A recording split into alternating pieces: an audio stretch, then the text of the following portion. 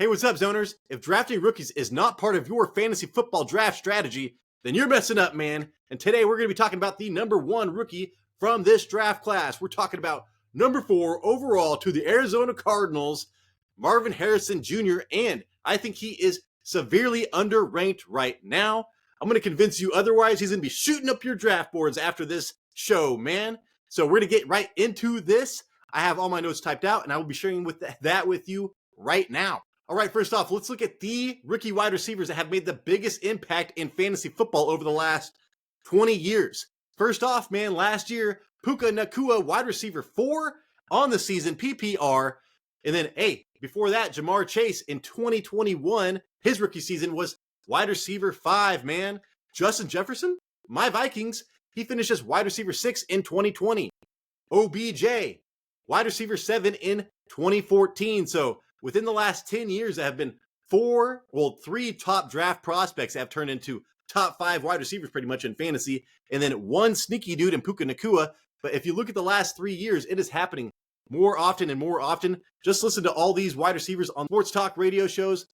More 7-on-7s, more opportunities for all these wide receivers. Hey, wide receivers where the money is. That's where all the best athletes are going. Wide receivers are making a bigger impact earlier in real life and in fantasy football. So moving forward, Mike Evans, wide receiver 13 in 2014. AJ Green, that's who my comp to Marvin Harrison Jr. was. All the way back in 2011, finishes wide receiver 17, man. And that's where Marvin Harrison Jr. is being ranked a lot on people's boards right now. And we're in 2024, man. Times have changed. Get with it. Calvin Johnson, dude, finishes wide receiver 22 in 2007. I think I drafted him that year. Anquan Bolden, the last time the Cardinals took a wide receiver early and he was a hit, was Anquan Bolden, dude, 2003, wide receiver 4. I think I'm forgetting about Fitzgerald, but he is not on this list. Randy Moss, dude, led the league with 17 touchdowns in 1998. So there is a precedent, especially in the last, 4 or 5 years, that you can be a top 5 fantasy wide receiver right off the bat. And this is the best prospect in, this is a generational prospect. So this was a better prospect than Justin Jefferson, a better prospect than Jamar Chase. So, and then OBJ kind of came out of nowhere as well. This guy is almost guaranteed, man, top 5 fantasy football production. So second, let's pick out some wide receivers that have played with Kyler Murray, and if Kyler Murray can support a top 5 wide receiver. DeAndre Hopkins, man, he got traded over there for a bag of balls, dude. He played with Murray in 2020. He ended the season as wide receiver 4. And then he was injured 2021, injured 2022, off and on until he got traded. He was second in the league with 160 targets in that huge year. So Kyler Murray is not afraid to hyper target, man. If you remember anything about DeAndre Hopkins, that was just like, dude, inevitable.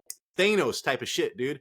It was always going to him. He would have led the league in targets every single season had he stayed healthy. Now let's look at another wide receiver, Hollywood Brown. He was wide receiver 5. People forget about how good he was, dude, with Kyler Murray through the first 5 games after the trade to Arizona in 2022. Then he got injured. And then he got injured. They never synced up. Kyler Murray got injured. He got injured. But for a short time, man, he was a wide receiver 5, man, top 5 wide receiver. So 2 instances of Kyler Murray, of him supporting 2 top 5 wide receivers in the last, 4 seasons. Now let's look at the offensive coordinator that they're going to have, because they did have that head coaching change. Cliff Kingsbury was the offensive coordinator during those great seasons, so we have to pay attention to that. This guy, Drew Petzing, from the Browns with Stefanski to be his offensive coordinator. And if you know anything about Stefanski, man, that guy knows offense. He does like to run the ball a lot, and you can see that with the Arizona Cardinals right now.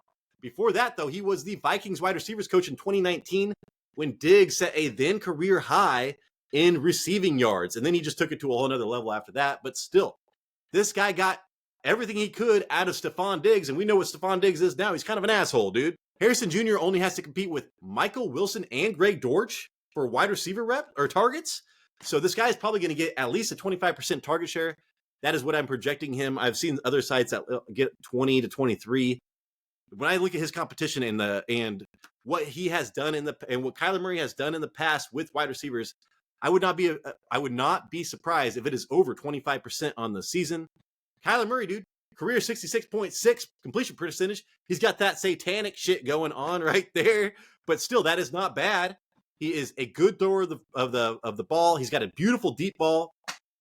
Arizona ranked 19th in pass attempts per game last season, and that does scare me. It was even worse before that, but in the last 3 games, they kind of threw the ball more at 33, and that was after the bye and Kyler Murray getting a little bit healthier, coming off that ACL injury, man. So let's talk about where he is going right now. He's going in at pick 30 right now in the middle of the 3rd round, and I am picking Justin Jefferson in the 1st, Derek Henry in the 2nd, and then if I can get Marvin Harrison Jr. in the 3rd over Josh Allen, who I thought I wanted, I will pull that trigger every time. Dude, this guy has a top 5 potential, a top 12 floor. If you can get this guy in the 3rd round, he will be a steal. He is not going to last here until fantasy football drafts.